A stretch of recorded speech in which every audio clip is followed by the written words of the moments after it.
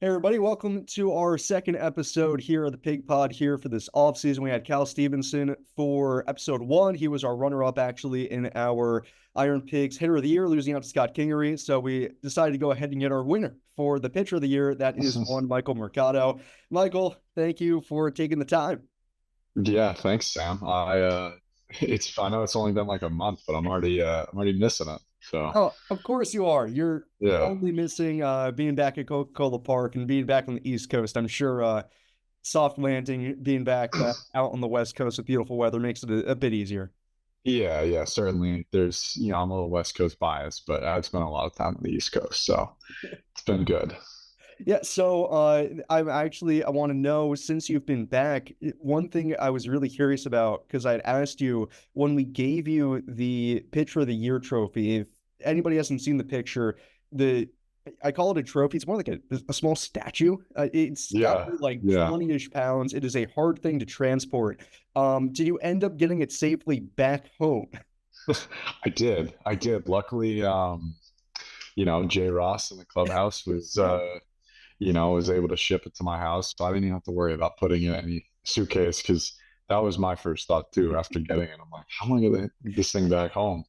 And so yeah, I went into his office shortly after that, and he's like, "Don't worry about it. I already know what you're gonna ask. We can get it to you. You don't have to pay for it or anything." So I'm like, "Awesome."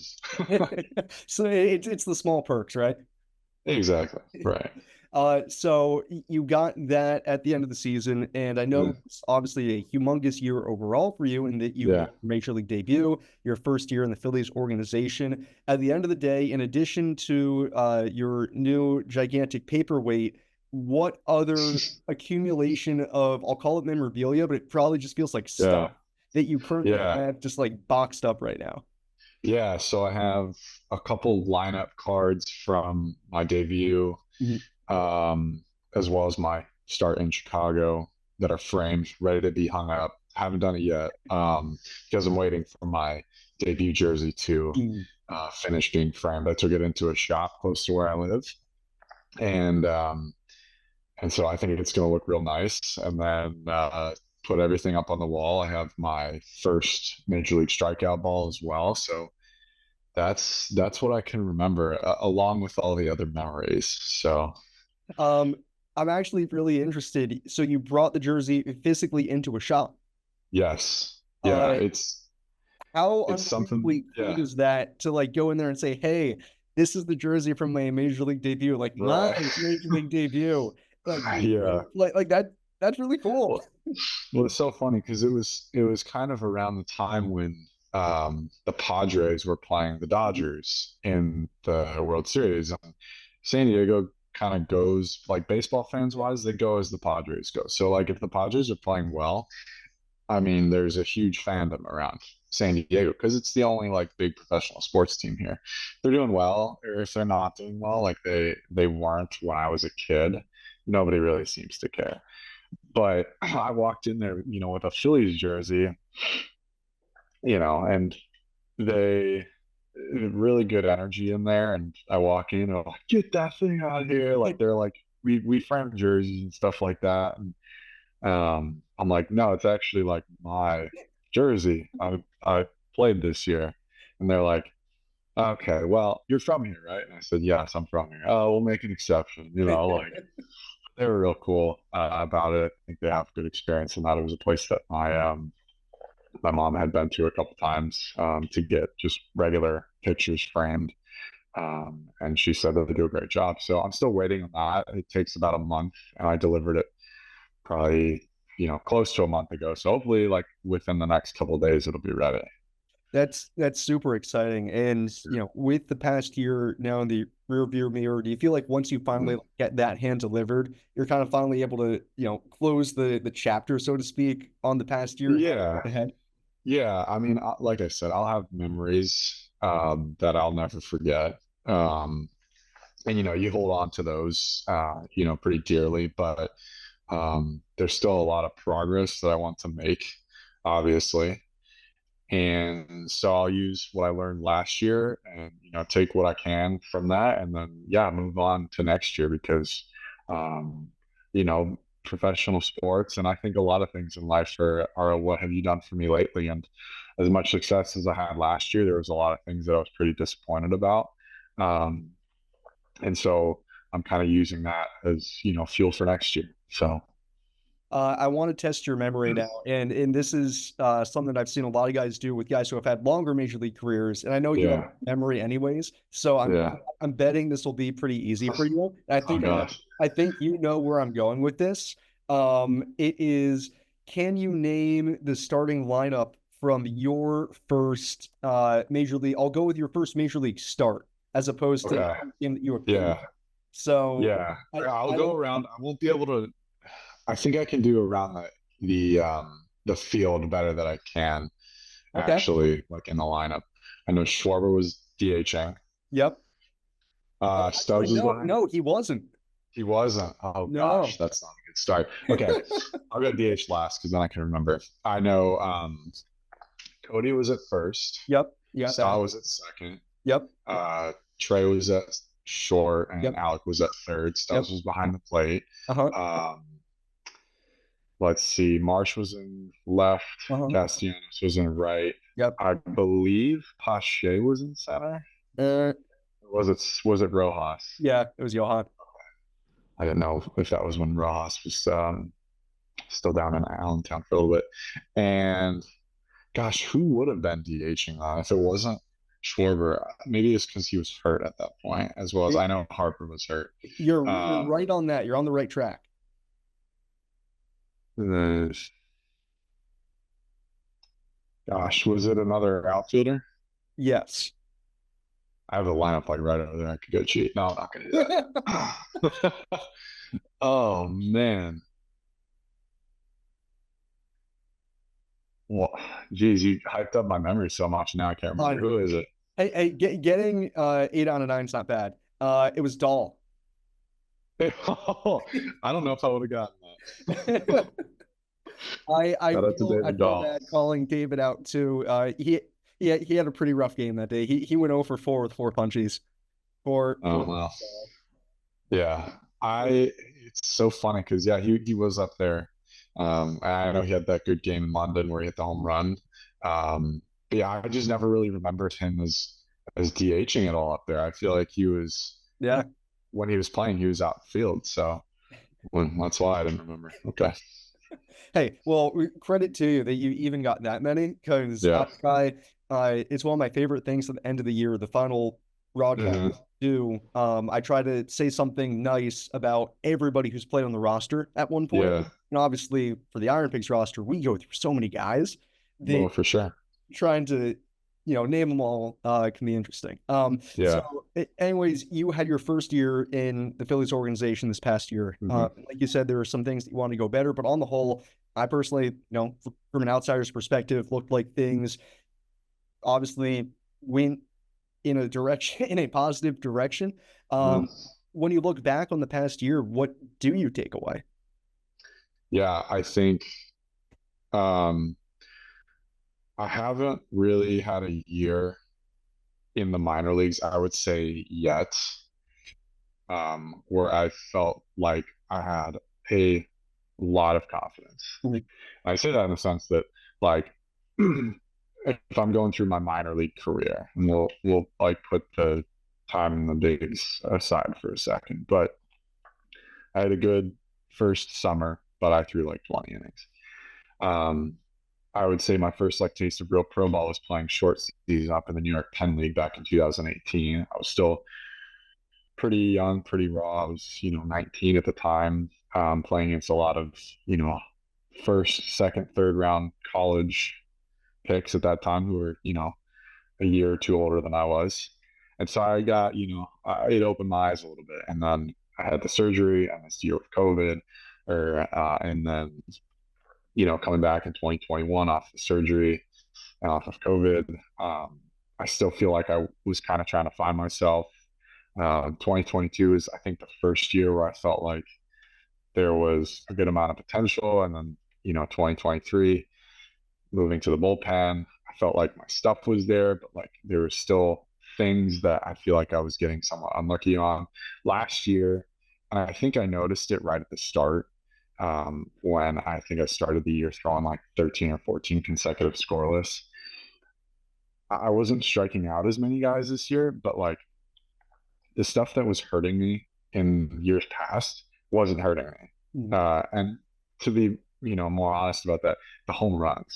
And Yeah. I know, like I said, the big leagues is a different animal. I gave up a lot of home runs when I was up there, especially in, a certain couple of outings. But, the home runs is always something that I've struggled as a pitcher. And having the confidence that I had last year or last season with the IronPigs was something that I hadn't felt in a long time, whether it was starting or relieving. I just felt like I can, throw what I want to guys when I want to. And that was a really good feeling. And that gave me a lot of comfort when I was going up and down to know that even if I was having my struggles at, the big league level, I was able to come down and be able to just calm down and work on stuff. Um, eventually I want to get to that point where I feel like that up there, but if I'm taking anything away, it's that. And I think that was really, really encouraging because I hadn't really felt like that since probably high school, to be honest. So, I had had a similar conversation with Max Lazar about having that confidence in your stuff when you're at the major league yeah, level, but that it can be kind of a double-edged sword because he said he finally had it nip him in the bud when yeah, we had a 3-1 count on Francisco Lindor. And it's like, okay, I'm going to right. challenge him. You can't Yeah, challenge Francisco Lindor. yeah, Do yeah. you have a moment like that where you're like, okay, I want to be aggressive here at the major league level, but you got to have a more refined aggression, I guess? Yeah, it is something that is very hard to learn because you think there's most guys in a AAA lineup. There's a lot of really good players that you play in AAA, and even guys who have big league experience. But they're in AAA for a reason, Mhm. um, and so you feel like you can get away with a little bit more. Like I can still kind of outstuff a guy. He still really doesn't have that approach to where like he's in swing mode or he's not. He's not looking for a specific pitch in a specific spot. They might think they are, but I don't always think that's the case. Um, in the big league level, it's yeah, they're looking for a specific pitch in a specific place, or even more so just a specific place. And the one guy that I think I saw that more so than others was Jordan Alvarez, giving up Yeah. 2 home runs on 2 different pitches in kind of the same spot. First one was on a curveball that was um, kind of middle middle down Mhm. after throwing him one that he swung through on like a down and in. And I'm like, Immediately. okay, he's swinging over it. So let me throw another one. I missed by 6 inches. It's dead center, 450 feet. Next at bat, he comes up. I'm like, okay, he hit the curveball last time. I'm challenging him with a fastball. Same spot, middle down, 97. I would say not a bad 0 pitch, 450 dead center. You're like, okay, this guy's just looking for the ball down there. That's something you gotta like eventually kind of be like, okay, not all big league hitters might be like that, where they can, take a pitch like that over the fence. But the major leagues is such a home run hitting contest nowadays that like if you throw a pitch in a bad spot, then that's going to be the result a lot of the times. So you have to really know where a guy's looking for a certain pitch. So One thing I know that's going to be a huge question that you're probably going to get asked a lot about once spring training opens up. So I'll ask you now so you can prepare an answer. yeah, Starting or relieving? Do you have any idea? yeah. We had our assistant pitching coach at the big league level was also asking me that question, and he made sure to tell me like he wanted me to be very adamant on which one it was because I feel like I've been, I don't want to say yes man Yeah. because I think that has a negative connotation, but I think I'm someone who is coachable and agreeable, and I've been fighting for a chance to pitch at the major league level for a long time, and I've always been like, whatever can get me there. Um, but if we're answering selfishly, I'd like to be a starter. Yeah. I'd like to be a starter because um, I think that's you know that's what I was drafted to be. that's what I feel like used to doing. Um, you have a more set routine. There are things I like about being a reliever for sure. Um, but I think being a starter is, if everyone could be a starter, I think they would be. Um, and it takes a lot to be a starter at the big league level, but I'll have to take our assistant pitching coach's advice up there and be a little bit more adamant. I know that's a difficult thing to do with probably 4 out of the 5 starting slots up in Philadelphia being fairly occupied for a while, but um, I know that even if I want to do that, I'm going to fight to do that, but um, the bullpen's always going to be an option for me. So Towards the end of the season, obviously with the Iron Pigs, you were leaving a yeah. lot then, and also since back up in Philadelphia, you were also Mm, relieved. And I had the distinct pleasure of actually being at the game when you got recalled in, I think it was late August. mm, Alvarado hit the temporarily inactive list. Uh, right.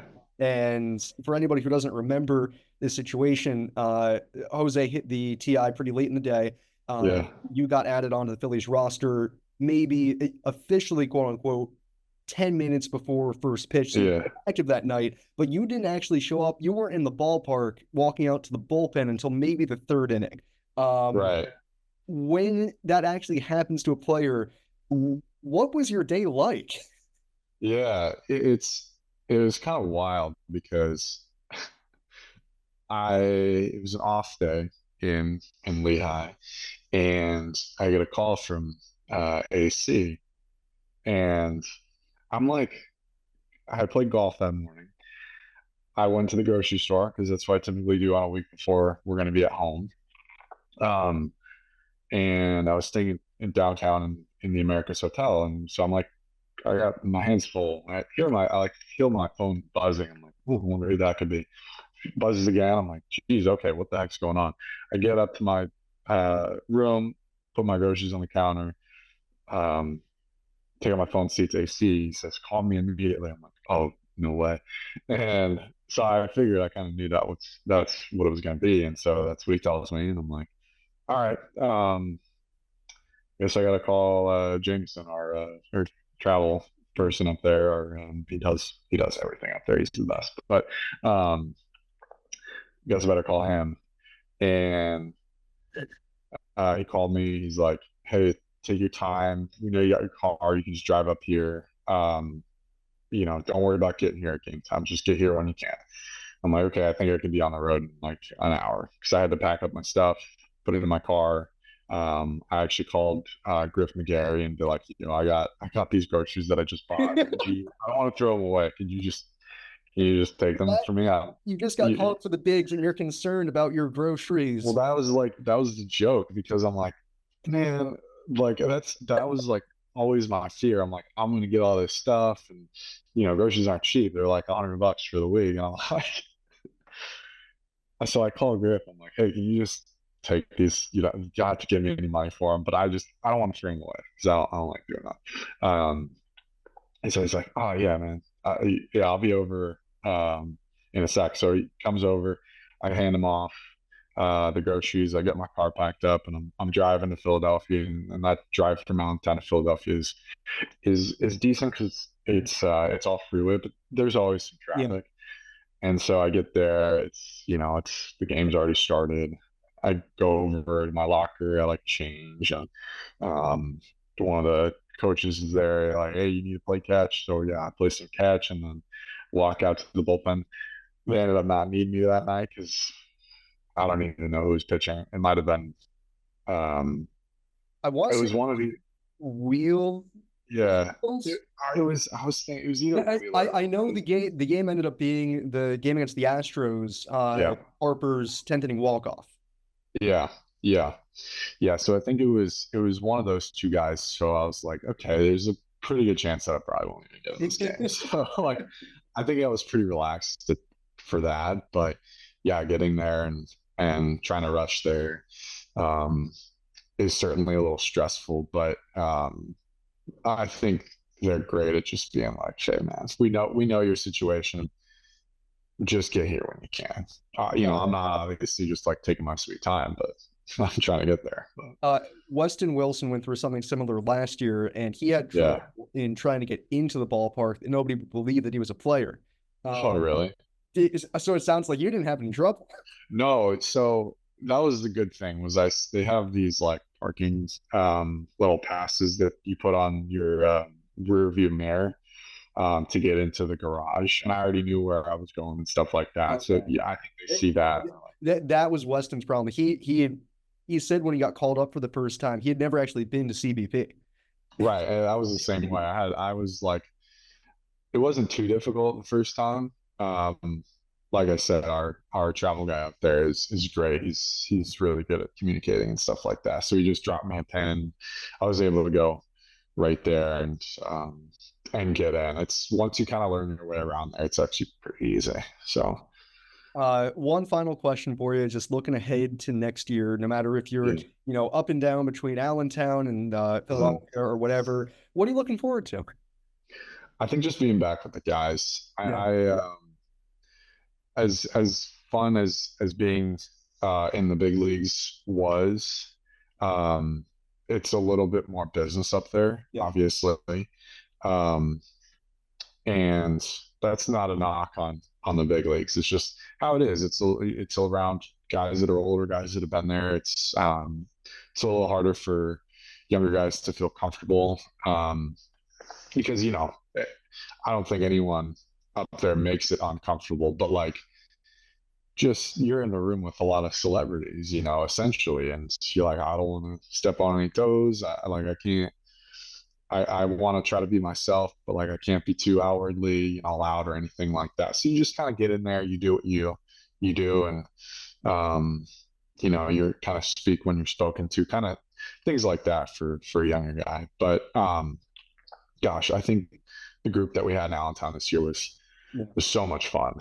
Um, I know the year as far as wins and losses wasn't great, and there was certainly uh, a lot of guys just trying to get through, um, things, which is that's what it's for. You'd hope at the end of the year that you're better than you were the year before, even if it doesn't look like it on paper. I think going through some adversity is something I learned that even if the year doesn't look good, it can still be very helpful. But um, I mean, we just had such a fun group of guys this year who were, very supportive of each other, um, very loose. It wasn't like it just seemed to mesh so well, um, and that's what I think made being in Allentown so much fun. So I'm looking forward to that again.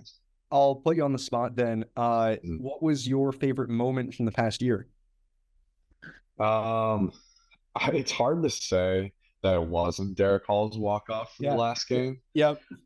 Unfortunately for me, because I had thrown that game, I was in the locker No. room. I Oh, was, yeah. But I was watching it on TV and everyone in there was going nuts. So yeah. like that was a lot of fun. I think to end the year on that Yeah. um was great. I'm trying to think back to any other like fun things. I know we had ping pong in the locker room. Yep. I know Colby Allard and I would get after that a lot. Myself and Nick, um, playing golf with all those guys. There was that last 2 week road trip where myself, Griff, and Gary, Nick, and Jonah DePoto were playing Super Smash Bros. And Mario Kart every night after the game, kind of just trying to pass the time of being in Scranton. Uh, I've but never yeah, asked this. Who was the best golfer on the team?